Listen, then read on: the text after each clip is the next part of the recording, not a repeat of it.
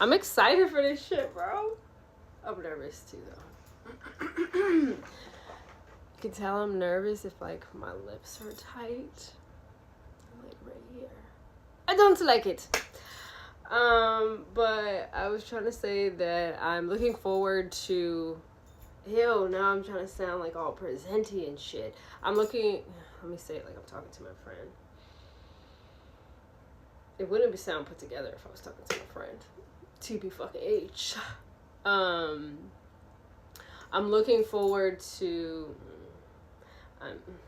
I'm looking forward to... I wonder how long it's going to take for me to get to 1,000 followers, because I want to go live on here.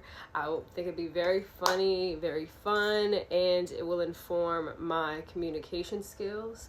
It will inform my capacity to know what I know about myself. It might even illuminate areas of growth, areas of improvement, areas that could be considered current weaknesses. I don't even really think I need to use that word. Not because I'm averse to it. I'm just thinking about the quantum physics enactment of using that word. But yeah, I want to see that. And really what I want to do is, it's exposure therapy, it's rejection therapy, it's perceiving myself, it's being willing to be perceived, it's releasing control of what others would think, could think. I don't think I fall into too many expected stereotypes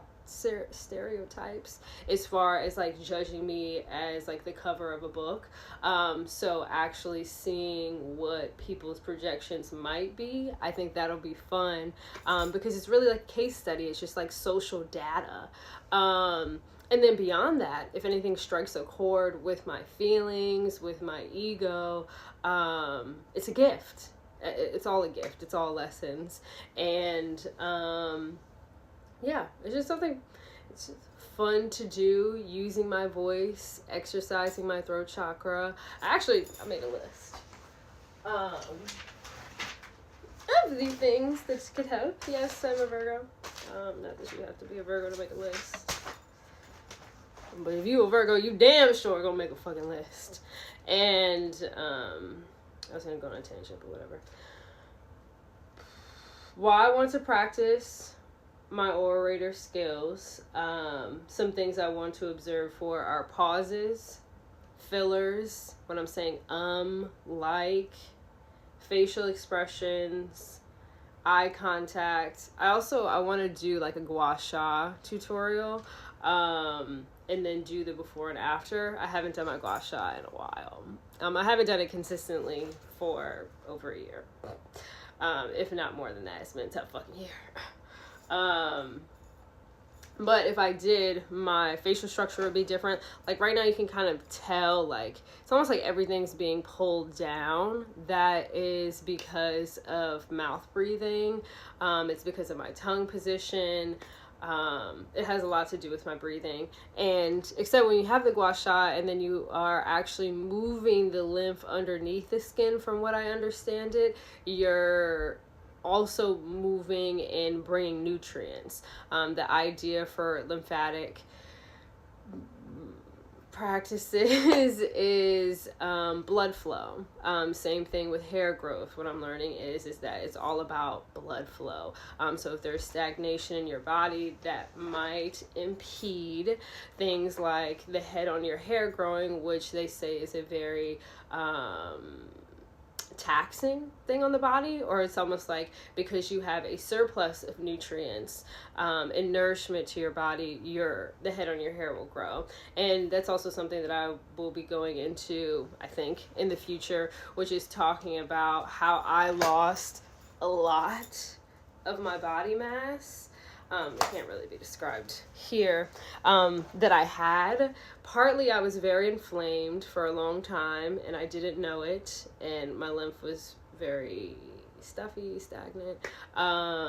And then the other part is that I'm actually just built a lot thicker than this. And that is like my original form, my true form. Like in ninth grade, my biggest insecurity was being Indian, was the extra hair on my face and my body, and then my thighs. Like my thighs just seemed like disproportionately big. It was a little bit of a dysphoria thing.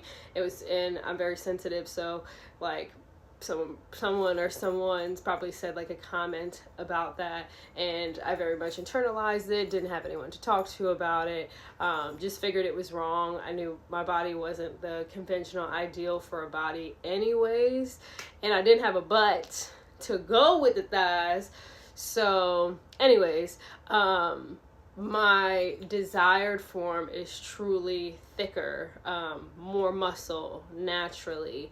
And in 2021, 2022, definitely 2020, and definitely before that, I was always trying to, especially in 2021, into 2022, etc. I was always trying to save money, and my biggest avenue to save money was always going to be food. So I did without food. And then I would like to talk about how I fell into different bits of propaganda as well in my effort to try to learn things, in my maybe lack of skills and resources as far as like researching and whatnot. In 2020, I got a lot of my information from Instagram, which I don't think is like false for other people. I think that's also an experience that they had. But that was a trap within and of itself. And there was so much to learn from that. I'm grateful it happened. I'm grateful it went the way it did. So many fruits, so many lessons. And in a lot of what I plan to share, what I might say, there are bits that are going to be obvious to other people. Probably things that you already know, you've already been equipped with. Your peers, your parents, your family community system might have advised you on certain cautions. I did not have that. So my hope, my aim, my goal, my intention is to, for my own sake, for my own heart, for my own soul, to kind of riddle some things that would have been helpful for me to have had someone else do.